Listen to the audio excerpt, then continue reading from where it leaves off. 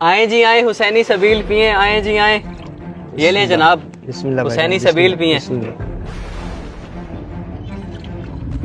जी बिस्मिल्लाह जी। मौला खुश रखे जी। ये लें अंकल रियाज, हुसैनी सबील पिए।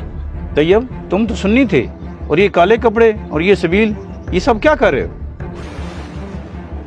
नहीं नहीं अंकल, मैं सुन्नी ही हूँ। ये काले कपड़े तो बस मुहर्रम के एहतराम में पहने हुए हैं। आप उसे छोड़ें, ये सबील पिए।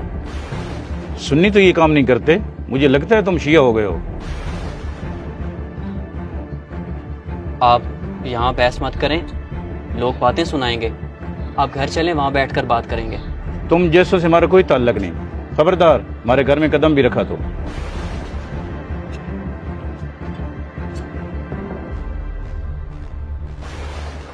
बिलाल, ये तुम काले कपड़े पहन के कहाँ जा रहे हो?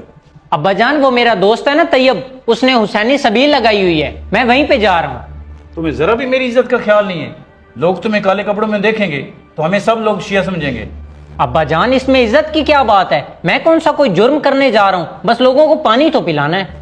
पता भी है तुम्हें किस फिरके में सबील लगाई जाती है? हमारा कौन सा फिरका है? चलो अंदर जाओ। जज़ाकल्लाह।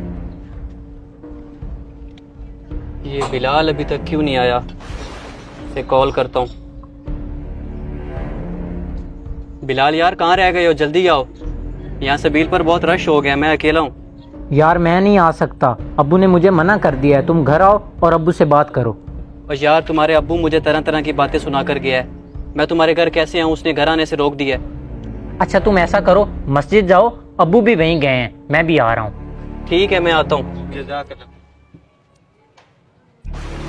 क्या बात है तैयब, तुमने सुन्नी होकर सबील लगाई हुई है। मौला हुसैन तुम्हें सलामत रखे। जी जी शुक्रिया। आप सब लोग सबील पिए, मैं भी आता हूँ। हाँ बिलाल, अब्बू मस्जिद में गए हैं, चलो।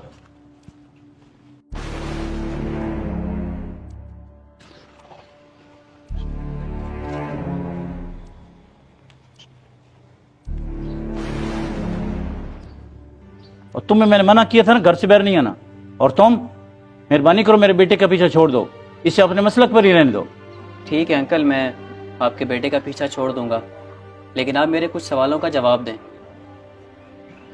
आप मुझे ये बताएं, क्या इमाम हुसैन अलैहिस्सलाम सिर्फ शियों के हैं? क्या मुहर्रम का महीना इस्लाम का है या शियों का? क्या वो शियों के लिए पैसे रहे थे या हम सब के लिए? हाँ हाँ अब्बा, देना अब तैयब के सवालों का जवाब। इनके पास कोई जवाब नहीं है।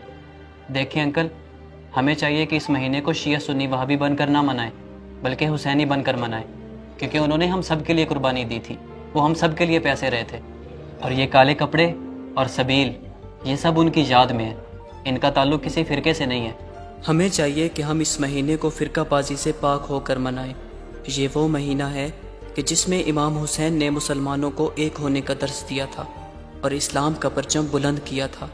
इसीलिए हमें लड़ाई झगड़ा भुलाकर इस महीने को गुजारना चाहिए और इस महीने का एहतराम करना चाहिए।